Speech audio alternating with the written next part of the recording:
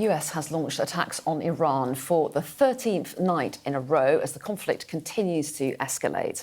US Central Command released this video. It says shows strikes on military facilities, drone storage and communication networks. It's part of efforts to stop Iranian attacks on the shipping in the Strait of Hormuz. Bahrain has reported incoming fire early this morning.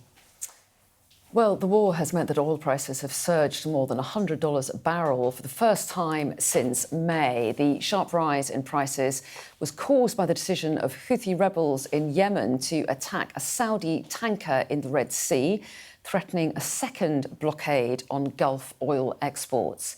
Our US correspondent David Blevins has this report.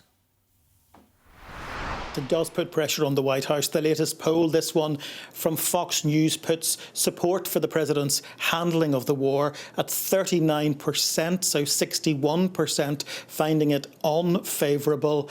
And I think it's easy to see why. This was the president who told the American people there would be no more foreign wars. But this week they have watched the dignified transfer of the remains of another 4 US service personnel, their bodies repatriated to the Dover Air Base in Delaware. But this was also the president who told them he would address the cost of living crisis here at home. Instead of seeing prices coming down, they are now seeing prices going up because of what's happening with crude oil, because of what's happening in the Strait of Hormuz and the Red Sea generally. And I think it does have escalation written all over it. All you've got to do is listen to the language.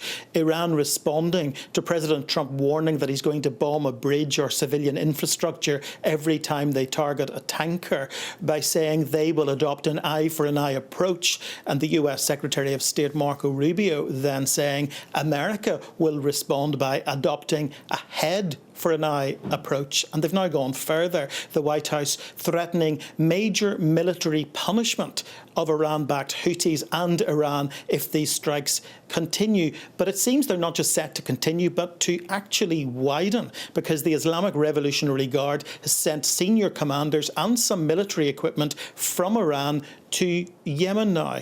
And with no negotiations going on, at least none that we are aware of, this really has become a real quagmire for the president.